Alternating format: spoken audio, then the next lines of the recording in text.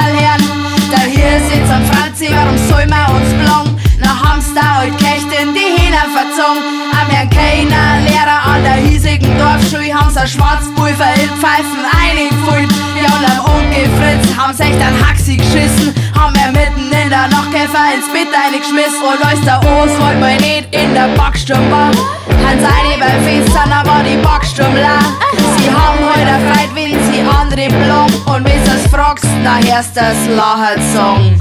Lasst die nicht schwor, euer lasst die nicht schwor.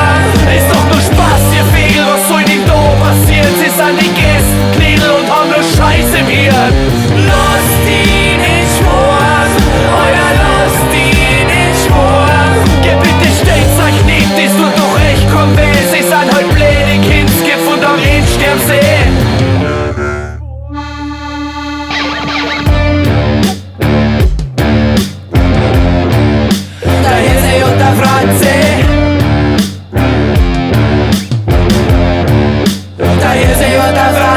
Kevin und der Jason, zwei harte Brüder lachen drüber, wir lame.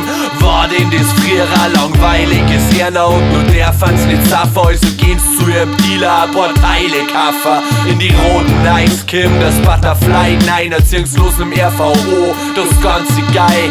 Verdreschen paar Leid weit, das wird schon kaum schon und dann die Gaudi instant bei YouTube auch verloren. Die Weiber noch lernen, jetzt wär mal richtig gefühlt, wenn sie dein Oid so unzirkt, ist auch selber schuld. Die hat nur auf der Straße sowieso nix verloren, naja, das End vom Lied, naja, am Einsatz gestorben. Lasst die nicht schwor, euer lasst die nicht schwor. Ist doch nur Spaß, ihr Fegel, was soll denn da passieren? Sie sind die Gästen, Knädel und haben nur Scheiß im Hirn. Lasst die nicht schwor, euer lasst die nicht schwor.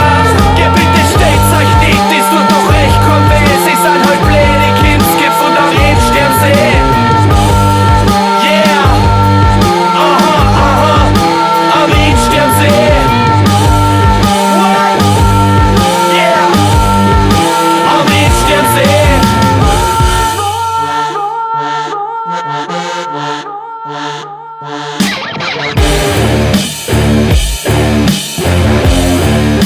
Der Kevin und der Jason